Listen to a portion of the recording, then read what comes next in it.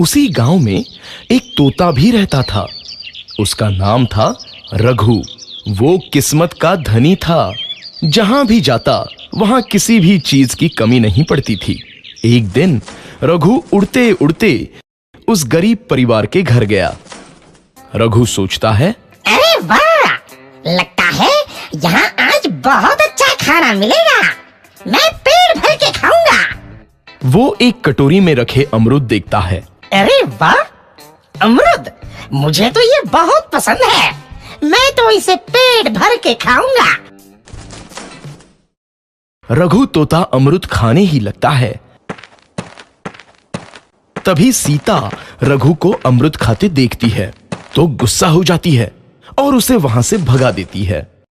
भाग यहाँ से, न जाने कहां से आ जाते हैं। मैं तो परेशान हो गई हूं इनसे।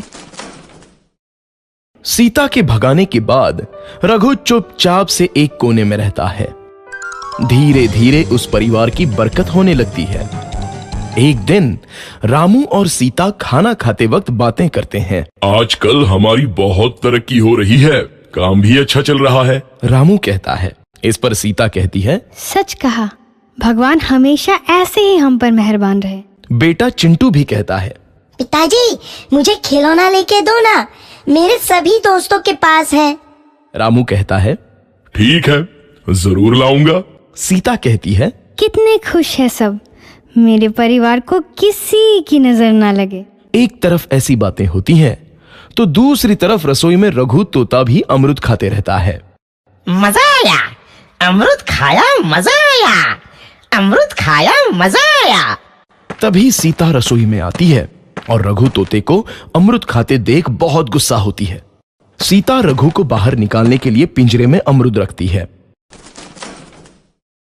रघु जब अमरूद खाने लगता है तो पिंजरे का दरवाजा बंद हो जाता है और वो उसमें फंस जाता है। मुझे बाहर निकालो, मैं यहाँ फंस गया हूँ, मुझे बचाओ। अगले दिन सीता पिंजरा उठाकर बाहर दूर उस रघु को छोड़ देती है। रघु के जाते ही उनके घर आई बरकत धीरे धीरे कम हो जाती है। उन्हें बहुत घाटा होता है। सीता कहती है, ये क्या हो रहा है, अचानक इतना कैसे बदल गया? अभी तक तो सब कुछ अच्छा चल रहा था। रामू कहता है, लगता है भगवान हम पर रूठ गए हैं। चिंटू भी कहता है, लगता है अब मुझे खिलौने भी नहीं मिलेंगे। और वो रोने लगता है और बाहर चला जाता है। कुछ दिन बाद रघु तोता फिर से उस घर में आता है। वापस आया, मैं वापस आया, अब मैं जमकर अमरूद खाऊंगा। रघु सीधा रसोई घर में चला जाता है और अमरूद खाने लगता है। कुछ देर बाद सीता रसोई में आती है और रघु को देख कहती है, एक तो घर में पहले से इतनी दिक्कत चल रही है और ऊपर से ये तोता मुझे और परेशान कर रहा है। सीता रघु को वहां से भगा देती है। रघु उड़कर किसी कोने में छुप जाता है। कुछ दिन बाद धीरे धीरे उस घर की बरकत वापस आने लगती है। काम भी अच्छे से चलने लगता है। एक रात जब रघु तोता अमरूद खाने जाता है तो पिंजरे में फंस जाता है। ये लोग आखिर चाहते क्या हैं?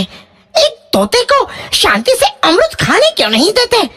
मैं कौन सा चोरी कर रहा हूँ? बस अमरूद ही तो खा रहा हूँ। तभी रामू वहां आता है